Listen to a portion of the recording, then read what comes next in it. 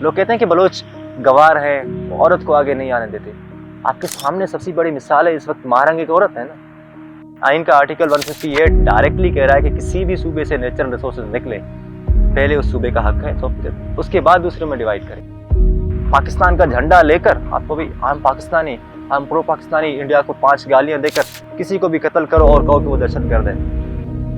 1948 के बाद continuously Bloch कौम का वकार और जो उनके साथ वादे करके तोड़े गए, उनको कुरान शरीफ जैसे मुकद्दस किताब का वास्ता देकर पहाड़ों से उतारा के उनके साथ मुज़ाकरात करते हैं। हमें क्या मिला सिवाय नफरत, गलाजत, लात, गुस्से और गालियों के सिवा? हाँ, गद्दारी के तमगे बहुत मिले हैं। जिसका दिल चाहे मुंह उठाकर किसी बलोच को मारकर दहशतगर्द कहकर कि पाकिस्तान के खिलाफ कर। आज भी सुई के जिस जगह से गैस निकल रही है, वहाँ के लोग लकड़ियाँ जलाने पे मजबूर हैं। बालाज बलोच हमारी उम्र का एक लड़का था, उसको कत्ल किया गया था, मावरा अदालत कत्ल किया गया था। उसको घर से ले जाकर अदालत से ले जाने के बाद रास्ते में मार दिया। 12,000 से ज्यादा लोग तो लापता है। रियासत को चाहिए कि उन लोगों के जख्मों के मरहम रखें, उनको अपनाएं, उनको गद्दार कहकर न मारे। एक हामिद मीर एक बार बलूचिस्तान यूनिवर्सिटी आके स्पीच किया है, कराची पहुंचा है, उसको 12 गोलियां ठोकी।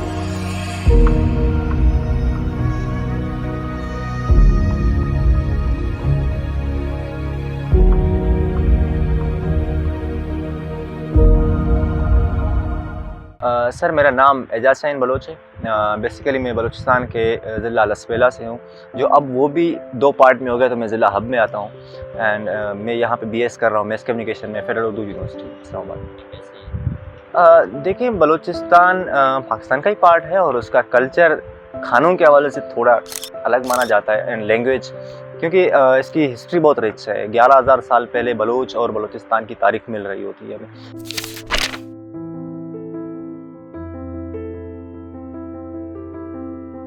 ये जो सेंचुरी है मॉडर्नाइजेशन की, इसमें बेसिक नीड्स तो जो है आपकी एजुकेशन है, सबसे अहम है। और पूरे बलूचिस्तान जो 3,47,190 स्क्वायर किलोमीटर फैला हुआ है। कल की मैं आपको रिपोर्ट बता रहा हूँ, एक दिन पहले की, जो एजुकेशन ऑफ बलूचिस्तान ने शाया की, जो मेरी अपनी नहीं है, वहाँ से आप उनके उस पर वेबसाइट पे चेक कर सकते हैं। 30 लाख से ज़ायद बच्चे जो हैं, वो सिर्फ बच्चे जो 5 साल यानी 6 साल से 10 साल के अंदर हैं, वो तालीम से महरूम हैं।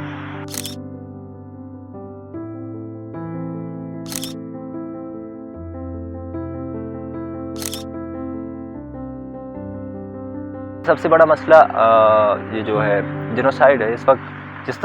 जिसका दिल चाहे मुंह उठाकर किसी बलोच को मारकर दहशतगर्द कहकर कि ये पाकिस्तान के खिलाफ था, और उसको मारना, लापता करना, जबरी 12,000 से ज़्यादा लोग लापता हैं। ये एक बहुत बड़ा चैलेंज है बलूचिस्तान के लिए, और इससे इतना निकलना बलूचिस्तान के लिए भी आसान नहीं है, और इस रियासत को भी सर्व करना मुझे नहीं लगता आसान है। क्योंकि मिसाल आपके सामने है कि 50 दिन के धरने में हम यहाँ जो धरना दिया था अपने यकजहती कमेटी ने, हमें क्या मिला सिवाय नफरत, गलाजत, लात, गुस्से और गालियों के सिवा?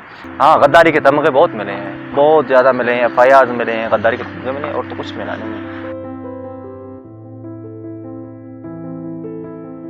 पाकिस्तान से आज़ाद बलोच होना नहीं चाहता। पाकिस्तान को बनाने में भी जिन कौमों का सपोर्ट है, उनमें बलोच का भी है। और बलोच ने सिर्फ जानी नहीं बल्कि माली भी सपोर्ट किया है। कायद-ए-आज़म जब रियासत ऑफ कलात में आए थे, तो उसको सोने में उसको और उसकी बहन को तोला गया। तो मीर अहमद खान जो रियासत कलात के थे, उसने कहा था कि आप ये पैसा ले लें, क्योंकि आपकी भी मकसद वही है कि अंग्रेज यहाँ से निकले, इस सब कॉन्टिनेंट से, और हमारा भी मकसद वही है कि हम अंग्रेज को निकालें। तो कायद-ए-आज़म का तो बहुत गहरे दोस्त रहे थे, लेकिन जिस तरह से बलूचिस्तान को जम किया गया, तारीखी अगर हम फैक्ट्स पे जाते हैं, और उसके बाद टूटा फूटा जिस तरह भी जम हो गया 1948 के बाद, कंटिन्यूसली बलोच कौम का वकार और जो उनके साथ वादे करके तोड़े गए, उनको कुरान शरीफ जैसे मुकद्दस किताब का वास्ता देकर पहाड़ों से उतारा के उनके साथ मुज़ाकरात करते हैं। फिर 90 साला नौरोज खान को बिठाकर उसके सामने 7 लड़कों को फांसी दी जा रही। जवान नजरिए नहीं मरते।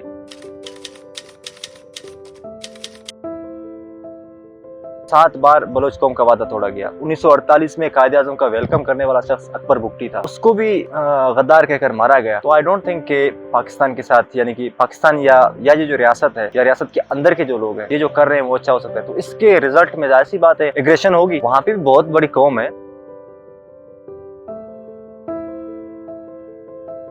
तो हमारी तारीख किसी की भिखारी नहीं है, हमारी तारीख कत्ल नहीं हुई है, हमें माउन लोरी में सुनाया है। हम नूरा मेंगल को जानते हैं कि अंग्रेज के खिलाफ उसने किस तरह की जंगें लड़ी। अंग्रेज के खिलाफ सबसे ज्यादा जंग इस खिते में बलूच ने लड़ी है। 159 जंगें लड़ी है अंग्रेज के खिलाफ, और इनमें 3 से 4 जंगें ऐसी आजकल लोग कहते हैं कि डॉक्टर मारंग बलोच साहब क्यों लीड कर रही है। हमारी एक ऐसी जंग भी रही थी जिसमें गुलबीबी नामी कोई हमारी खातून उसने लीड की थी, कमांडर थी। और सिकंदर आजम दी अलेक्जेंडर जब आए थे तो उस वक्त भी बलोच खातून को आगे सफे अव्वल में देकर था, इसको हमको गुलाम नहीं बनाया जा सकता। तो हमारी तारीख तो बहुत भरी पड़ी है। हम अपने जिस बलोच का नाम लेते हैं हम उसको ही अपना हीरो तस्वर करके हम आगे बढ़ रहे होते हैं। हम एक स्पेसिफिक जगह पे नहीं ठहर सकते। हमारी बहुत सारे हीरोज हैं। हमारी तारीख अगर पाकिस्तान के बाद की बात की जाए तो नवाब अताउल्लाह मेंगल एक अजीम लीडर थे, या नवाब खैबर असमरी को देखते हैं, नवाब अकबर बुगटी को देखते हैं, तो बहुत बड़े बड़े नाम है हमारे। आज करंट सिचुएशन में बड़े बड़े नाम है, तो हमें कोई किसी एक शख्स की तरफ जाना ही नहीं पड़ता, अपनी तारीख से बाहर निकलने की जरूरत ही नहीं पड़ती।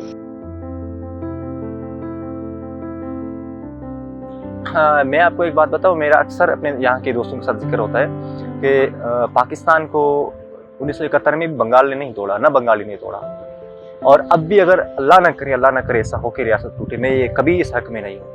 मैं हमेशा पाकिस्तान के साथ रहा हूँ। लेकिन ये बात जरूर है कि पीके फिल्म में कहता है ना कि कौन बीच में फिरकी ले रहा है, रॉन्ग नंबर वाले। तो स्टेट को गलत ब्रीफ करने वाले बीच में कुछ लोग हैं, वो रीजन बनते हैं, और जिसके यानी कि खतरात की वजह से बलूचिस्तान टूट सकता है, पाकिस्तान टूट सकता है।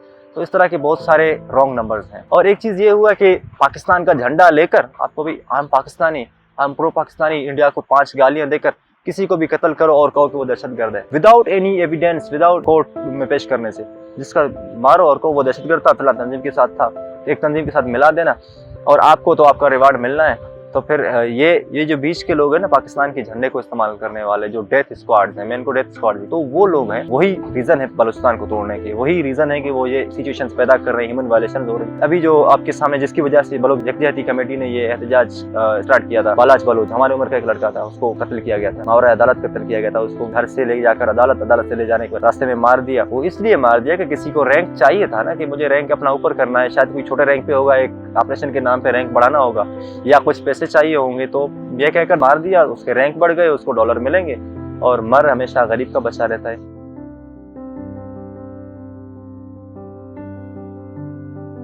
बलूचिस्तान में औरत का जो वकार है ना, वो पूरी दुनिया में मैंने कहीं नहीं देखी है, कहीं पे भी नहीं देखी है। जो औरत को इज्जत, जो औरत को एहतराम हमारी कल्चर में है, वो किसी और कल्चर में मेरे ख्याल तक नहीं है। लोग कहते हैं कि बलोच गवार है, औरत को आगे नहीं आने देते।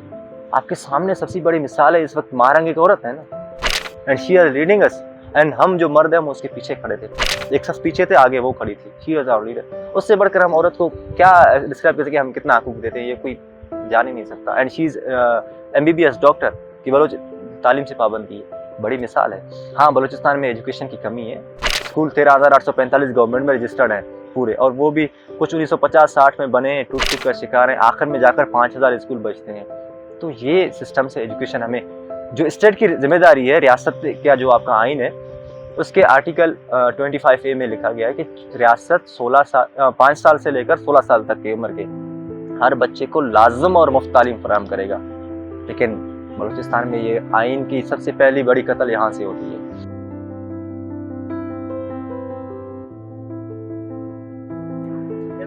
नहीं, पहली बात आप मुझे ये बताएं कि मुझे ये चीज़ समझ यहाँ से नहीं आ रही कि बलूचिस्तान का बॉर्डर इंडिया से कहाँ मिलती है।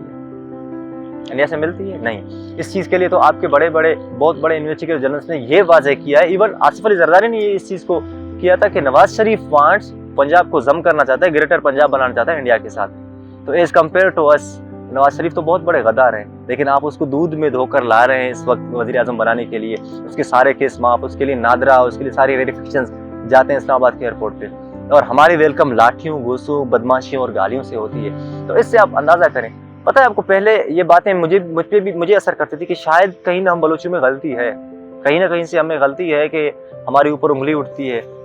थोड़ा मैं रिसर्च करने लगा, लेकिन जब शहीद अरशद शरीफ के ऊपर इल्ज़ाम लगा कि वो गद्दार है, उसकी पेशानी पर भी गद्दारी लिखी गई, उसके लिए मुकदमा दर्ज हुए, वो गद्दार ठहरा, बागी ठहरा ना, खुदा की कसम उस दिन से मैंने रियलाइज़ किया कि हम सही वे पे हैं।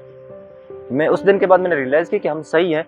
फिर जो हमें गद्दारी के बांटने वाले ना, शायद हम उनके रास्तों में जो हराम खा रहे थे, उनके रास्तों में एक रुकावट है, ऑब्स्टेकल है, इसलिए हमें वो गद्दार ठहराया जा रहा है। अदरवाइज हमारी कोई ऐसी गद्दारी की तरफ शायद नहीं है। और जितना पाकिस्तान के लिए कुर्बानी बलोच ने दी है, किसी ने भी नहीं दी है।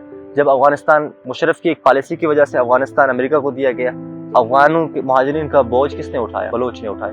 1979 में रशिया की वजह से भी अफगान का बोझ किसने उठाया? बलोच ने उठाया। अफगान की वजह से जितना नुकसान बलूचिस्तान को हुआ है, किसी को नहीं हुआ है। और आज अगर आप ये बात कह रहे हैं कि बलोच इंडिया से जाता है, इंडिया का तो हमारे कोई बॉर्डर पे टच नहीं होता है। और इंडिया की अगर मीडिया की बात करें तो इसमें कोई दो राय नहीं है। इंडिया एक हमारा दुश्मन मुल्क है, मैं उससे लाख इख्तिलाफ रखता हूँ, लेकिन ये ज़रूर है कि उसके ऊपर पेमरा जैसी डेड बॉडीज़ नहीं है, वहाँ उनकी मीडिया आज़ाद है। रियल खबर जो होती है ना, आप हमारे पाकिस्तान में हमारे बहुत सारे दोस्त हैं, वो कर सकते हैं इंटरव्यूज बलूचिस्तान के हवाले में, नहीं कर सकते। बहुत बड़े बड़े दावे करते हैं, बलूचिस्तान में एक प्रोग्राम करके दिखाएं, बलूचिस्तान की रियलिटी लाकर दिखाएं। एक हामिद मीर एक बार बलूचिस्तान यूनिवर्सिटी आके स्पीच किया है, कराची पहुंचा है, उसको 12 गोलियां ठोकी गई, 12 गोलियां। इमरान रियाज खान, उससे मुझे बहुत नजरियाती इख्तिलाफात हो सकते हैं, वो बलूचिस्तान में सैलाब में आकर काम करता है और उसके ऊपर FIRs बन गए। तो आप यहाँ से मीडिया की आज़ादी का अंदाजा कर लें, और मीडिया की आज़ादी का अंदाजा आपके सामने इस वक्त। आप बलूचिस्तान को छोड़ें, PTI को देख लें। इमरान खान ने तो कभी इंडिया के साथ मिलकर पाकिस्तान को तोड़ने का साजिश मुझे नहीं लगता किया होगा, मुझे तो नहीं लगता कि उसने किया होगा। बलोचों ने अगर किया भी होगा, इमरान खान ने नहीं किया होगा। उसकी पार्टी के लिए इस वक्त मीडिया प्राइवेट चैनल्स हैं वो बंद हैं, और शहबाज शरीफ जिसने PDM के नाम पर पाकिस्तान को धक्का दिया, कल उसके PTV पे चल रहे होते हैं। तो ये डिस्क्रिमिनेशन रियासत में है, रियासत को आंखें खोले हो।